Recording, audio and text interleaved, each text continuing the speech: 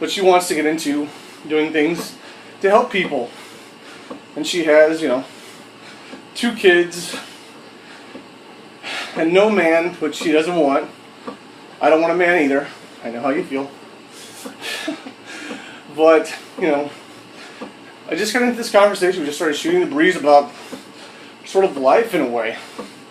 And I ended up talking to her about 10 minutes. And it just goes to show that I really can pretty much talk to anyone. I enjoy talking to people, getting to know people, learning about how people see the world.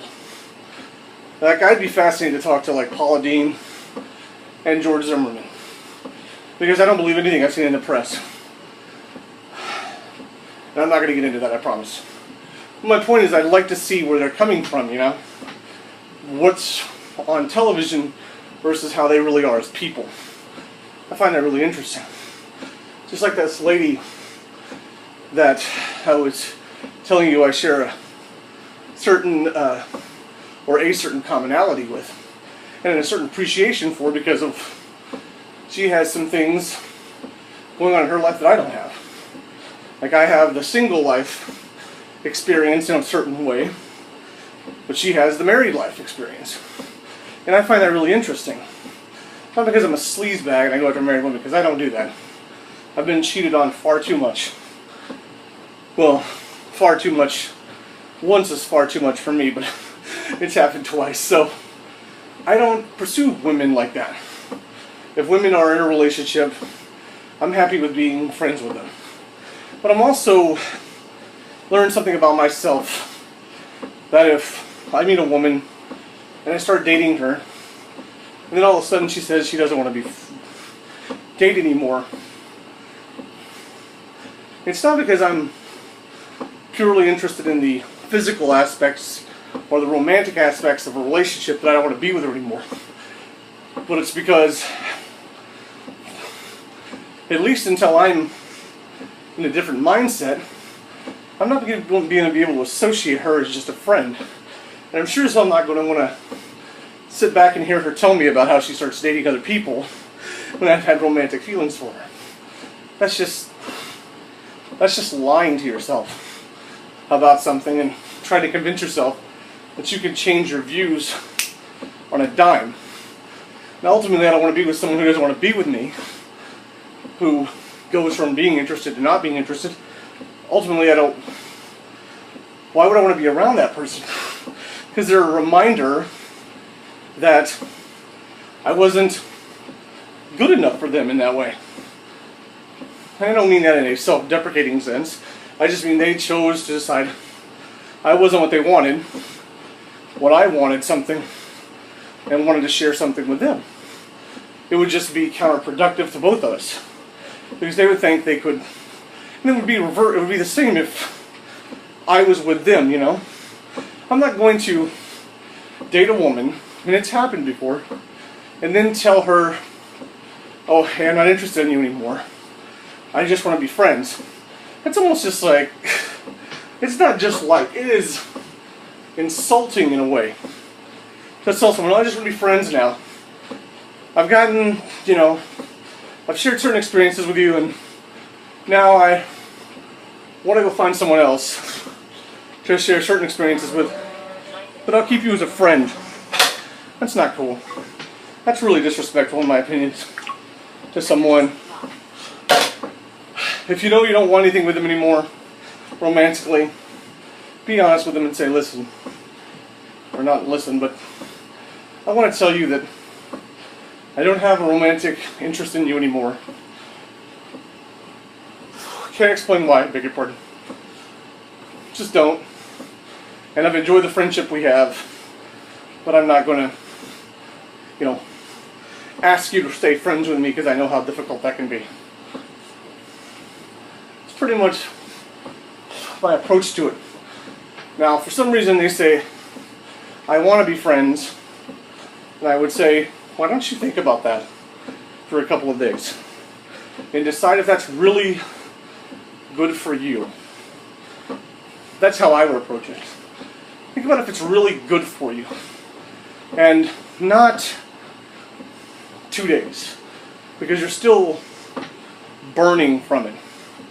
Say, take some time, take a couple of weeks, if you have to a month, and really think about it. If you really want me as a presence in your life, as a friend, or because if your emotions are still attached to someone in a romantic sense, and you start being friends with them, and then all of a sudden you start dating someone else, that can really kick someone in the stomach. Really kick someone in the stomach and make it feel like, well, why am I not good enough? Because it's very likely that if you were a good person to them and they leave you for someone else, then they have pretty low standards, probably. They probably do. Especially if they go for someone who's more risky and dark and has commitment issues. They probably have issues anyway that you don't want to deal with. Not insulting the person, but unfortunately that tends to be a reality of a lot of people on both men and women's side. Don't ever believe what you read online about people. Don't consider dating someone from the internet. But if you go on a dating site, you'll read constantly how they say, I really want a relationship.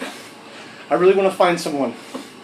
And then if you're someone who comes to them with an open mind, doesn't write them nasty letters, because women and men alike get nasty, usually women, get nasty write-ups from men. They'll write and say, oh, your tits look great. I'm sorry, because this is more family friendly for younger people, but they'll tell women how much they would like to please them, or how they think that women will be pleased by being with them. It happens to men too, but not nearly as much as women. But women, my experience with certain women, is that they can be just as superficial as men. And even though they'll tell you they hate that, they find it somewhat complimentary. I've got news for you. It's not complimentary. You have a hole. And there are men out there who don't care what's happening up here, physically or mentally. All they care about is satisfying a carnal urge. And after that, they move on. I was reading my profile earlier today, and I wrote something that I think is fairly true about me. Not that there aren't other people like this on both sides of the gender line, but fairly true about me among a group of other people, which is that I am a dying breed in de-evolving times, because I actually want commitment. I want honesty. I know things can't always be completely straight and honest, but I want level. I want a solid balance. I don't want dishonesty that is ongoing. I'm not really sure the best way to explain that, and definitely not in this video time-wise.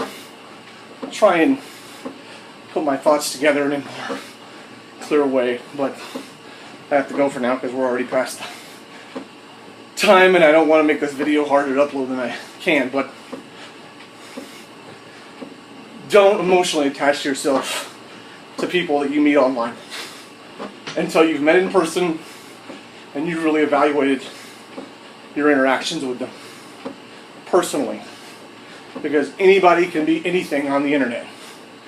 Meet them in person in a safe place and get to know them as a person one-on-one and find out what they're all about. And don't buy a dinner for a woman. I'm sorry if you don't like that, ladies. It's too easy for women to get free dinners out of men. Invite someone to drinks or coffee. Have a conversation with them. See if you get along. If there's a romantic connection. And if there's not, don't push it. You may have made a friend. But don't push the romantic connection.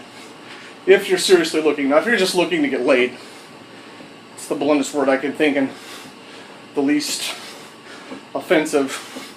But if you're just looking to satisfy a carnal urge, then you're really not looking online for a person. You're looking for a hole or a swizzle stick, I guess.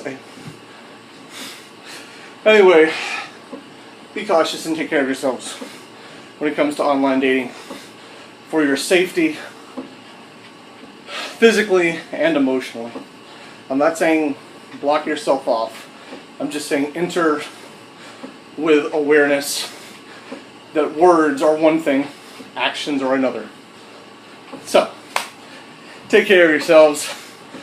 I'm going to sweat some more here, and I will see you tomorrow. Really have a great night. And as always, my friends, remember to live with passion.